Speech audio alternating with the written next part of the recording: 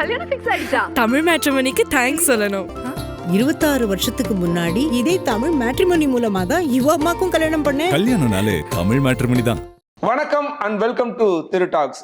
இன்றைய நிகழ்ச்சியில் நம்மோடு இணைந்திருக்கும் விருந்தினர் தமிழக வாழ்வுரிமை கட்சி தலைவர் திரு வேல்முருகன் அவர்கள். வணக்கம் சார். வணக்கம் சார். எப்படி இருக்கீங்க? நல்லா இருக்கிறேன். 2 தினங்களுக்கு முன்பு மிக கோபம் கொப்பளிக்க ஒரு ப்ரெஸ் மீட் கொடுத்துருந்தீங்க. கிட்டத்தட்ட 6 ஆண்டுகளுக்கு மேலே ஆயிடுச்சு ஒரு கூட்டணியோட ட்ராவல் பண்ணிட்டு வரீங்க. திடீர்னு அங்கேருந்து விலகுவதா அறிவிக்கிறீங்க. அதுக்கு நிறைய காரணங்கள் உங்கள் ப்ரெஸ் மீட்லேயே சொல்லியிருந்தீங்க. என்ன காரணம்?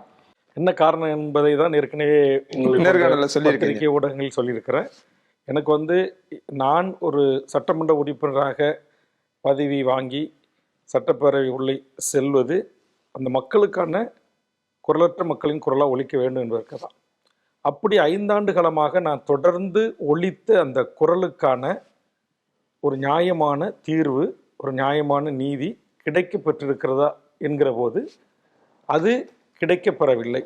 ஆதலால் இந்த தேர்தல் இடப்பகிர்வு இடத்தை காட்டிலும் இந்த கோரிக்கைகளின் அடிப்படையில் நாம் இந்த அரசோடு இணைந்து இருக்கலாம்.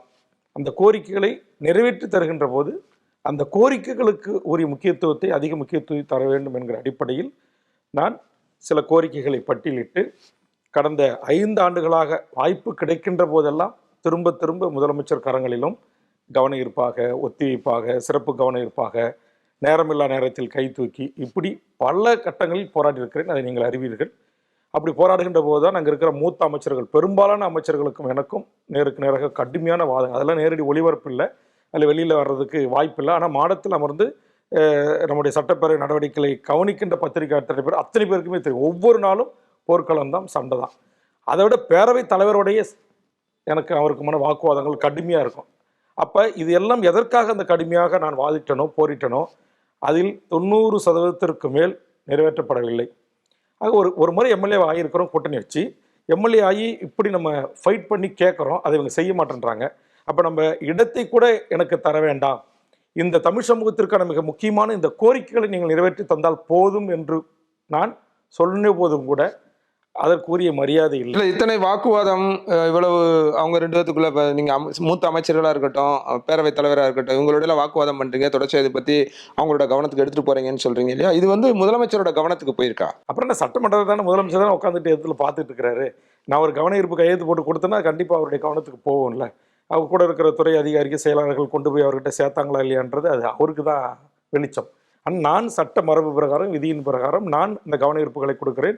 மாண்புமிகு முதலமைச்சருடைய கவனத்தை ஈர்க்க, மாண்புமிகு முதலமைச்சருடைய கவனத்தை ஈர்க்கின்ற ஒவ்வொரு இஷ்யூஸும் நான் கொடுக்குறேன். அதே மாதிரி 10.5% இடஒதுக்கீடு குறித்து உச்சநீதிமன்றம் கேட்ட அந்த ஒரு தகவல், அதை குறித்து நான் பேசினேன்.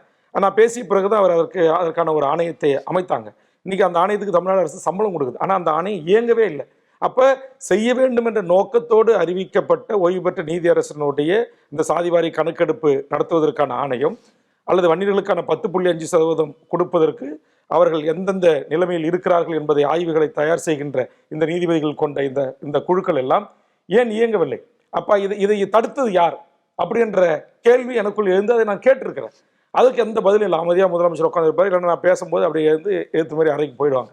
அப்போ இதில் ஒன்றிய அரசு செய்யக்கூடிய விஷயங்களில் சரி இது ஒன்றிய அரசு அதிகாரத்துக்கு உட்பட்டதுனால என்ன செய்ய முடியல அப்படின்னு சொன்னாக்கா கூட நான் ஏற்றுக்கலாம். ஆனால் மாநில அரசினுடைய அதிகார வரம்புக்கு உட்பட்டது. நீங்கள் இப்போ ஏற்கனவே உங்களோட செய்தியாளர் சந்திப்பில் சொன்னீங்க, சங் பரிவார அமைப்புகள் சமூக நீதிக்கு எதிரான நீங்கள் ஒன்றும் இல்லை அதிகாரிகள் திமுக ஆட்சிக்கு வந்த பிறகு நான் இப்படி குறிப்பிட்டு சொல்ல, ஏன்னா வடநாட்டை சேர்ந்த இல்லை வேறு மாநிலத்தை சேர்ந்த கேடர் அதிகாரிகள் கூட தமிழ்நாட்டு கேடர் இருந்திருப்பாங்க, அந்த மாநிலத்தை சேர்ந்தவங்க. ஆனால் அவங்க கூட நேர்மையான அதிகாரிகள் இருக்கலாம். அதனால் நான் ஒரு மாநிலத்தை சேர்ந்த எந்த அதிகாரியும் நான் 10ஆம் குற்றம் சொல்ல விரும்பவில்லை.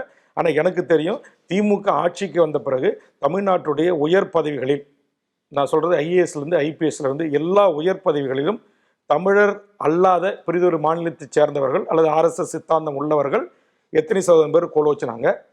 நான் சொல்கிற சிஎம்டிஏ போன்ற முக்கியத்துறை, உள்துறை செயலாளர், சீஃப் செக்ரட்டரி, டிஜிபி, ஏடிஜிபி எல்என்டோ, 4 ஜோனுடைய ஐஜி, சென்னையினுடைய கமிஷனர்ஸ்லாம் நீங்கள் பாருங்கள். அது தமிழர் அல்லாதவர்கள் இந்த வேறு ஸ்டேட் கேடரை அவங்க கொடுக்க வேண்டியதான், முக்கிய பதவிகள்லாம் இல்லைன்னு சொல்லலை. ஆனால் இதே தமிழ்நாட்டை சேர்ந்தவர்கள் பிரிது ஒரு கேடரில் அந்த மாநில அரசுகள் அவங்களை எங்கே வச்சுருக்கிறாங்க, நம்முடைய அரசுகள், அது அதிமுக அரசாக இருக்கலாம், திமுக அரசாக இருக்கலாம், இவர்களை எப்படி வச்சிருக்காங்க அப்படின்னு நீங்கள் அதை ஒரு ஆய்வுக்கு உட்படுத்திங்கனாலே உங்களுக்கு அதனுடைய தாற்பயம் தெரியும். இப்போ டிஎன்பிசியில் ஒரு செக்ரட்டரி ஒருத்தர் வடமாநிலத்துக்காரர் இருக்கும்போது தான் தமிழ்நாட்டை சாராத இந்திய நாட்டை சேர்ந்த எவர் வேண்டுமானாலும் தமிழ்நாட்டுடைய டிஎன்பிசி குரூப் 1 குரூப் 2 அத்தனை தேர்வுகளையும் எழுதி அவர்கள் இந்த நாட்டுடைய கோட்டாட்சியராக, இந்த நாட்டுடைய டிஎஸ்பியாக, இந்த நாட்டுடைய மேஜிஸ்ட்ரேட்டாக, இந்த நாட்டுடைய கமர்ஷியல் டேக்ஸ் அசிஸ்டன்ட் கமிஷனராக, மாவட்ட வருவாய் அலுவலராக, மாவட்ட பத்திரப்பதிவினுடைய அலுவலராக வர முடியும் என்று கதவுகளை திறந்து விட்டாங்க. அப்போ இந்த நாட்டை ஆண்டவர்கள் இங்கே இருக்கிற திமுக அண்ணா திமுக என்ன பண்ணிட்டு இருந்தாங்க? அதை தட்டி கேட்டு அதற்காக 1 லட்சம் மக்களை திரட்டி போராடி டிஎன்பிசி ஆஃபீஸை முற்றுகையிட்டு அதை மாற்றமைப்பதற்கு போராடின இயக்கமும் போராடின கட்சியும் தமிழக வாழ்வுரிமை கட்சி. அப்போ நான் இதெல்லாம் நீங்கள் கூர்ந்து கவனிக்கணும். உங்களை போன்ற மூத்த பத்திரிகையாளர்கள் இன்னைக்கு தமிழ்நாட்டில் என்ன நடந்துகிட்டு இருக்கு, இங்கே இருக்கிற ஒட்டுமொத்த தமிழ்நாட்டுடைய எந்த வணிகம் எப்படி நடக்கணும், தங்க வணிகம் எப்படி நடக்கணும், வெள்ளி வணிகம் எப்படி நடக்கணும், மஞ்சள் வணிகம் எப்படி நடக்கணும், இரும்பு வணிகம் எப்படி நடக்கணும், எலக்ட்ரானிக் கூட்ஸ் வணிகம் எப்படி நடக்கணும், இங்கே இருக்கிற தொலைக்காட்சி மீடியாக்களை யாரை வச்சு எப்படி கண்ட்ரோல் பண்ணணும், இதையெல்லாம் ஒரு மிகப்பெரிய ஆர்எஸ்எஸ் சித்தாந்த கருத்தியலை உள்வாங்கிய ஒரு மிகப்பெரிய ஒரு நெட்வொர்க் இங்கே தமிழ்நாட்டில் நடந்துகிட்டு இருக்கு. நீங்கள் தமிழ்நாட்டில் அஸ்ஸாம் பவன் இருக்குது, திருப்பி சாருக்கு தெரியுமா? ஒரிசா பவன் இருக்குது, உங்களுக்கு தெரியுமா? இங்கே சீஃப் செக்ரட்டரி கேடர் அதிகாரிகள் இங்கே நியமித்து அவர்கள் இந்த ஒரு இந்திய தாய்மொழியாக கொண்ட குறிப்பிட்ட மாநிலங்களிலிருந்து இங்கே வந்து தங்குவர்களுக்கு குடியுரிமை வாங்கி தருவதிலிருந்து, அவங்க குடும்ப அட்டை வாங்கி தருவதிலிருந்து, ஆதார் அட்டை வாங்கி தருவதிலிருந்து, ஓட்டர் ஐடி வாங்கி தருவதிலிருந்து அந்த சீஃப் செக்ரட்டரி கேடரிலான அலுவலகங்கள் அந்த பணியை தமிழ்நாட்டில் செய்து கொண்டிருக்கிறது. நான் கேட்குறேன், தமிழ்நாடு இல்லம் அண்டை மாநில நெய்பர் ஸ்டேட் என்று சொல்லக்கூடிய கேரளாவில் இருக்கா, ஆந்திராவில் இருக்கா, கர்நாடகத்தில் இருக்கா, குஜராத்தில் இருக்கிறா, பீகாரில் இருக்கா, உத்தரப்பிரதேசத்தில் இருக்கிறா, டெல்லியில் இருக்கா, மத்திய பிரதேசத்தில் இருக்கிறா, பஞ்சாபில் இருக்கா, எங்கே இருக்குது நீங்கள் சொல்லுங்கள்? அப்போ இதையெல்லாம் திறந்து விடுகிறார்கள். இந்த நாட்டுடைய ஆட்சியை அதிகார வர்க்கம் திறந்து விடுகிறார்கள். அந்த திறந்து விடுவதை ஒரு மட்டுப்படுத்த நாங்கள் கூறினால் எங்களை எதிராக பார்க்கிறார்கள். அப்படிப்பட்ட அந்த அதிகார வர்க்கம் தான் என்னுடைய எந்த கோரிக்கைகளை நிறைவேற்றுவதற்கு இந்த 5 ஆண்டுகள் வாய்ப்பே இல்லை. நான் கடைசியாக மன்றாடுகின்ற போது, இல்லைங்க உங்களுடைய தமிழக வேலை தமிழருக்கான அரசாணை வந்துடும், தமிழ் வழியில் படித்த 20% காவல்துறையில் இல்லை, நான் உயர்நீதிமன்ற தீர்ப்பு வாங்கி நடைமுறைப்படுத்தினேன், அது பல இடத்துல நடைமுறைப்படுத்தலை. அப்படிங்கும்போது இதுக்கு எல்லாத்துக்கும் உங்களுக்கு தெரியுமா, நீங்கள் இப்போ தமிழ்நாட்டு முதலமைச்சர் எனக்கு தெரியலன்றார். உதாரணத்துக்கு விவசாய சங்கம் போராடினாங்க, ஒருத்தர் பிடிச்சி திமுக மேடைகளில் பேசினவரை சிறைப்படுத்திட்டாங்க. அவர் கவனத்துக்கு இதை நான் கொண்டு போகிறேன், இன்னும் மற்றவங்களும் கொண்டு போகிறாங்க.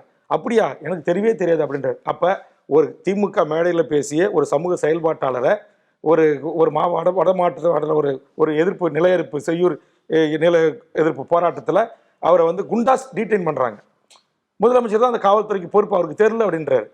அதே மாதிரி 8 மணி நேரம் வேலையே 10 மணி நேரம் இல்லை 12 மணி நேரம் தெரியலன்றது உங்களுக்கு எப்போ எப்படி தெரிய வந்தது? நான் பேசி அவர் கவனத்துக்கு கொண்டு போன பிறகு அதை ரத்து பண்ணும்போது எனக்கு தெரியுது, என் கவனத்துக்கு வரலன்றது. அதே மாதிரி அவருடைய நான் சட்டமன்றத்தில் உட்காந்துருக்காரு, நான் இங்கேருந்து ஓடி போய் அவர்கிட்ட சொல்கிறேன், 8 மணி நேரம் வேலையை 10 மணி நேரம் 18 மணி நேரம், இது மோசமான ஒரு சட்டம், தளபதி இப்படி நிறைவேற்றுறாங்களா அப்படிங்கும்போது, அப்படியா அப்படின்னு சொல்லிட்டு அவர் கூட்டு ஒரு துண்டு சீட்டை எழுதி கொடுக்குறாரு.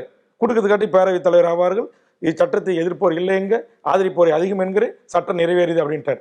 அதற்கும் பிறகு நான், அண்ணன் திருமாவளவன், ஜவஹர்லா, பேராசிரியர் ஜவஹர்லா, திரு ஈஸ்வரன், 2 கம்யூனிஸ்ட் தலைவர்கள், காங்கிரஸ் தலைவர்கள் எல்லாரும் போய் கும்பலா முதலமைச்சரை கோட்டையில பார்த்து, இது ஒரு மோசமான சட்டம், இந்த சட்டத்தை நீங்க உங்க ஆட்சி நிறைவேற்றிருக்கீங்கன்னு சொல்லி அதை நான் ஒரு அந்த ஏன்னா பில்ஸ் எல்லாமே ஆன்லைன்ல ஏற்றிடுவாங்க.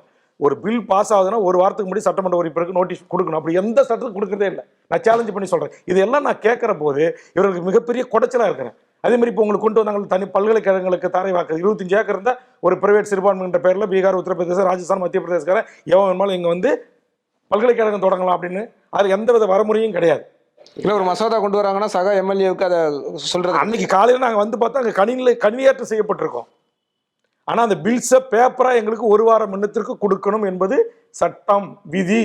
அப்படி திமுக ஆட்சியில், அண்ணா திமுக ஆட்சியில் 1 வார காலத்திற்கு முன்பாக நாங்கள் அந்த சட்டத்தை சட்டமன்ற உறுப்பினருடைய சுற்றறிக்கை ஆய்வுக்கு படிப்பதற்கு அந்த சட்டம் ஏற்புடையதா இல்லையா என்பதை விவாதத்திற்கு அனுப்பினோம் என்று சொல்லுங்க. தமிழ்நாட்டில் நிறைவேற்றப்பட்டிருக்கிற எந்த ஒரு சட்டமாவது 1 மணித்துளிகளுக்கு மேலே விவாதிக்கப்பட்டிருக்க அனுமதிச்சிருக்காங்களா? வேல்முருகன் எதிர்த்து பேசியதை தவிர ஒரே நாளில் 40 சட்டம், 21 சட்டம். அதிமுக ஆட்சியில் ஒரே நாளில் 40 சட்டம் ஏற்றுறாங்க. அந்த ஆட்சி சரியில்லை என்பதற்காகத்தானே உங்களை கொண்டு வந்து உட்கார வச்சோம். அப்போ நீங்களும் அதே மாதிரி ஏற்போர் இல்லையங்க, எதிர்ப்போரை இல்லைங்க, ஏற்போரை அதிகம் என்கிற சட்டம் நிறைவேறியதுன்னு வித்தின் செகண்ட்ல சட்டத்தை பாஸ் பண்ணிட்டு போறீங்க. இதுக்கா சட்டமன்றம்? இல்ல இந்த சட்டங்கள்லாம் நிறைவேற்றப்படும் போது இந்த சட்டங்கள் எல்லாம் நிறைவேற்றப்படும் போது திரு வேல்முருகன் எம்எல்ஏவா தானே அங்க உள்ள இருந்தாரு. அதைத்தாங்க எம்எல்ஏவா இருந்து ஒவ்வொரு சட்டத்தையும் நான் தானே எழுத்தேன், நான் தானே தட்டி கேட்டேன். எல்லா சட்டமன்ற குறிப்பில் கிடக்க பாத்துங்க. இன்னும் ஒரு மிகப்பெரிய மன உளைச்சல் என்னை உள்ளாக்கியது, என்னுடைய சட்டமன்றத்தினுடைய முழு உரையை ஒரு காலத்திலும் இந்த 5 ஆண்டு காலத்திலும் எனக்கு தந்ததில்லை. இதையெல்லாம் தொகுத்து வச்சிருக்கேன். இதெல்லாம் கண்டிப்பா நான் நீதிமன்றத்துக்கு போய் நான் முறையிட இருக்கிறேன். அது ஒரு லெஜிஸ்லேட்டிவ் ஒரு அசம்பிளி, ஒரு சட்டப்பேரவை உறுப்பினருடைய அடிப்படை உரிமை. அந்த என்னுடைய உரை என்ன சட்டமன்ற பதிவேடுகளில் பதிவாகுதோ அது சட்டமன்ற பதிவேடுகளில் ஏறணும். அதை வீடியோவா இன்னைக்கு எல்லா எம்எல்ஏக்களுக்கு கொடுக்கின்ற போது நான் 10 நிமிடம் போராடி பேசணும்னா 3 நிமிஷம் கொடுப்பாங்க, 7 நிமிஷம் தூக்கிடுவாங்க. இது என்ன சட்டமன்றம்? ஆக எனக்கான இந்த பிரச்சனை எங்கிருந்து தொடங்கியது என்பதற்கு பல காரணிகள் இருக்குது. ஒன்று ரெண்டு இல்லை. இந்த 5 ஆண்டு காலமும் நான் அவ்வளவு உள்ளுக்குள்ளே இருந்து அவ்வளவு நான் போராடி இருக்கிறேன். இந்த மக்களுக்காக, இங்க இருக்கிற மாணவர்களுக்காக, மீனவர்களுக்காக, விவசாயிகளுக்காக, தொழிலாளர் வர்க்கத்திற்காக அவ்வளவு போராட்டங்களை உள்ளே இருந்து செஞ்சிருக்கிறேன். இவ்வளவு விமர்சனங்கள், இவ்வளவு ஆதங்கம் இருக்கு திரு வேல்முருகன். இந்த சட்டப்பேரவையோட கடைசி கூட்டத்தொடர் கடைசி நாள்ல நீங்க பேசுறீங்க. அந்த கடைசி உரை பார்க்கும்போது திமுக அரசை மிகவும் பாராட்டி வந்து தமிழ்நாடு சட்டப்பேரவையில நீங்க மூத்த பத்திரிகையாளர்களே, இது ஒரு மரபு. நீங்க தமிழ்நாடு சட்டப்பேரவையில ஒரு மூத்த எம்எல்ஏக்கள், எதிர்கட்சி முன்வரிசை தலைவர்களுக்கு ஒரு வாய்ப்பு கொடுப்பாங்க. அந்த நிறைவு நாள் நண்புக்கு அந்த 5 ஆண்டு நம்ம அடிச்சுப்போம், சட்டையை கீச்சுப்போம், போராடுவோம், எல்லாம் பண்ணுவோம். அந்த நிறைவு செய்கின்ற காலத்தில் பேரவைத் தலைவரை, முதலமைச்சரை அது வந்து ஒரு பாராட்டி புகழுரை வழங்கி தான் அதை நிறைவு செய்வோம். அந்த மாண்புக்கு எனக்கு தெரியும். ஏற்கனவே நான் 2 முறை தலைவர் கலைஞரோடும் தலைவர் ஜெயலலிதாவோடும் அப்படி பாராட்டி அந்த அவையை நிறைவு செய்து ஒரு முன்வரிசை தலைவர், பாட்டாளி மக்கள் கட்சியோட சட்டமன்ற கொறடா. அந்த அடிப்படையில் யாராக இருந்தாலும் இப்போ நீங்கள் ஒரு பதவியில் இருக்கீங்க, நீங்கள் இன்னும் மீது பதவிக்கு வரணும், வாழ்த்துக்கிறேன் அப்படின்னு சொல்ல வேண்டியது ஒரு சக அந்த அது மரபு. அந்த மரபை நான் பாராட்டினேன். இப்பயும் சொல்கிறேன், அந்த மரபை பாராட்டி என்னுடைய வார்த்தையில் நான் பின்வாங்கலை. மீண்டும் மாண்புமிகு தமிழ்நாடு முதலமைச்சர் திரு ஸ்டாலின் அவர்கள், மாண்புமிகு ஸ்டாலின் அவர்கள் கடினமான உழைப்பாளி. அவருடைய அந்த உழைப்பு குறித்து நான் கிஞ்சித்தும் நான் குறைத்து மதிப்பிடவில்லை. அதுபோன்று திரு உதயநிதி அவர்கள் அந்த ஆட்சிக்கு, அவர் இந்த அதிகாரத்துக்கு வந்து இவர் என்ன செய்ய போறாரு அப்படின்னு ஒரு எதிர்பார்ப்பு என்கிட்ட இருந்தது என்பது உண்மை. ஆனால் இன்றைக்கு அவர் ஏற்றுக்கொண்ட அந்த துறையில் மிகச்சிறப்பாக அவர் பணி செய்திருக்கிறார் என்று நான் பாராட்டி பதிவு செய்தது இந்த 5 ஆண்டு காலத்தில் இந்த ரெண்டு வார்த்தைகள் உள்ளடங்கிய அந்த உரை தான். அப்ப நீங்க அதை எடுத்துக்கிட்டு மட்டும் நீங்க கேள்வி கேட்குறீங்க. அந்த மரபு ரீதியா ஒரு பாராட்டி, ஒரு ஊக்குவித்து, ஒரு நன்றிக்குரிய உண்மையிலே ஒழிப்பாளியை பாராட்டுறது என்ன தப்பு இருக்கு? அதே மாதிரி நீங்க தமிழ்நாட்டில் இன்னைக்கு பல நல்ல தமிழ் அதிகாரிகளுடைய ஆலோசனையோட நல்ல மக்களுக்கான திட்டங்களையும் இந்த திமுக அரசு கொண்டு வந்திருக்கு. அதுலயும் எனக்கு அந்த மாற்று கருத்துல, நான் எதிர்கட்சியாக இருந்தாலும் கூட, இவர்களை எதிர்த்து தேர்தலை பரப்புரை செய்தாலும் கூட, திமுக தலைமையிலான இந்த அரசு செய்த நல்ல விடயங்களை பாராட்டிவிட்டு இந்த அரசு இன்னும் சிறப்பாக செய்திருக்கலாம். இப்போ என்னை போன்றவருடைய ஆலோசனையை தலைவர் கலைஞர் கேட்டார். ஒரு தமிழ்நாட்டில் நீங்கள் 38 மெடிக்கல் காலேஜ் வருவதற்கு அன்றைக்கி கொடுக்குற இடத்துல டாக்டர் அன்புமணி இருந்தார். அவர் சொன்னார், உடனே கையொப்பமிட்டார், மத்திய அரசு அனுமதி கொடுத்துச்சு, உடனே தொடங்கினாங்க. அதே மாதிரி தொழில்நுட்ப கல்லூரியில் இன்னைக்கு 20 இன்ஜினியரிங் கல்லூரி வந்திருக்கு. இப்போ இன்னைக்கு நான் கேட்டு இதே முதலமைச்சர் தமிழ்நாடு முதலமைச்சர் தளபதி அண்ணன் அவர்கள் வந்து ஒரு தொகுதிக்கு ஒரு கலை அறிவியல் கல்லூரி வேணும்னு நான் கேட்டேன். கடந்த 4 ஆள்கட போராடுறேன், எனக்கு கிடைக்கல. ஆனால் கடலூர் சட்டமன்ற கலைஞர் கேட்கிறாரு, ஆனால் ஸ்டாலின் கேட்கல அப்படின்னு இல்லை கேட்டார். அந்த ஒரு விஷயத்துல கேட்டார், அந்த கலைக்கல்லூரி கேட்டு இன்னைக்கு அவருக்கு பேர் ஏழை எளிய மாணவர் செல்வங்கள் கலை அறிவியல் கல்வி படிக்கிறான ஒரு வாய்ப்பு. அதே மாதிரி இன்றைக்கு பல திட்டங்களை என்னால் சொல்ல முடியும். மக்களை தேடி மருத்துவம், இல்லம் தேடி கல்வி, இதுமாரி பல திட்டங்களை இந்த அரசு தீட்டி இருக்கிறது. மக்கள் பயனடைஞ்சிருக்கிறார்கள். முதல் தலைமுறை பட்டதாரிகள் நூற்றுக்கணக்கிலே எண்ணிக்கையிலே பல்லாயிரக்கணக்கிலே உயர்ந்திருக்கிறார். அதில் எந்த மாற்று கருத்து எனக்கு இல்லை. ஆனால் இது எல்லாம் தாண்டி என் மொழி சிதைவை குறித்து, என் மொழி அழிவை குறித்து, இங்கே ஆரம்ப கல்வி முதல் ஆராய்ச்சி கல்வி வரை தமிழ் எழுத படிக்க பேச தெரியாமலேயே பட்டம் வாங்கி செல்லலான்னு இருக்கிற நிலையை குறித்து மாற்றுவதற்கு நான் குரல் கொடுக்கிறேன். இங்க இருக்கிற ஒன்றிய அரசுடைய சிபிஎஸ், ஆங்கில இந்தியன் என்று பல கல்வி முறைகள் இங்கு இருக்கிறது. இந்த கல்வி முறைகளுக்கு எதிராக நீங்கள் சட்டமன்றத்தில் தீர்மானத்தை நிறைவேற்றி ஒன்றிய அரசுக்கு ஊருங்க அழுத்தம் கொடுங்க அப்படின்ற தொழிலாளர் தொகுப்பு சட்டம்னு ஒன்று இருக்கு. கலைஞர் அவர்கள் கொண்டு வந்த தொழிலாளர் நலவாரி 36 நலவாரியத்தையும் கம்ப்ளீட்டா குவாஷ் பண்ணக்கூடிய ஒரு மோசமான சட்டம். இதற்காக பல அமைப்புகள் என்னை வந்து சந்திச்சு மனுடுறாங்க, போராடுறாங்க, பேரணி போறாங்க, எல்லாம் பண்றாங்க. அதை வந்து நீங்க எதிர்த்து ஒரு தீர்மானத்தை நிறைவேற்றி ஒன்றிய அரசுக்கு அனுப்புங்க அப்படின்னு நம்ம சொல்றோம். இப்ப 10% உயர்சாதி மக்களுக்கான இடஒதுக்கீட்டை இந்த அரசு நடைமுறைப்படுத்தாமல் இருக்குல்ல, அது வந்து சமூக நீதிக்கு எதிரான ஒரு நிலைப்பாடு. அதனால அதை நாங்கள் செய்ய மாட்டோம். சமூக நீதி சீர்குலைக்கிற ஒரு உத்தரவு, அது செய்ய மாட்டோம். இன்றைய வரைக்கும் தமிழ்நாடு அரசு ஸ்டெடியா இருக்கிறாங்க. ஆனா அதே ஒன்றிய அரசு செய்யற உங்களுக்கு தெரியும், நீங்க ரிப்போர்ட் பண்ணிருக்கீங்க, பச்சை பசேர்னு இருக்கிற வயல்கள், கரும்பு விளைஞ்சிருக்கு, மணிலா விளைஞ்சிருக்கு, நெல் விளைஞ்சு கிடக்குது. என்எல்சி சுற்றி இருக்கிற கிராமங்களில் பொக்லின் விட்டு நீங்கள் ஓட்டுறீங்க. ஏதோ ஒரு பாதிக்கப்பட்ட விவசாயி போய் சென்னை உயர்நீதிமன்றத்தில் வழக்கு தொடுத்து அதை வந்து ஸ்டே வாங்குறாங்க. பாட்டாளி மக்கள் கட்சி விவசாயிகள், எங்கள் கட்சி சேர்ந்த விவசாயிகளும் சேர்ந்து. அப்போ அன்றைக்கி ஸ்டே வாங்கலன்னா ஆயிரக்கணக்கான ஏக்கரை நீங்கள் அழிக்கிறதுக்கு எப்படி உங்களுக்கு மனம் வருது? விவசாயிகளுக்காக போராடுற தலைவர்களை எப்படி நீங்க குண்டா சட்டத்தில் போடுறதுக்கு உங்களுக்கு மனம் வருது சொல்லுங்க. இப்போ வேல்முருகன் வந்து hydro carbon, methane, ONC, NLC, Parandur விமான நிலையம் இதுமாரி திட்டங்களுக்கு போறேன், இதெல்லாம் தடை மீறி உள்ள வந்தன்ற அந்த வழக்கு நாங்கள் சட்டமன்றத்தில் பேசி வழக்கு திரும்ப பெறப்பட்டது. முதலமைச்சர் அறிவிக்கிறாரு, திருப்பி அது தூசு தட்டி எப்படி சம்மன் கொடுக்கப்படுகிறது?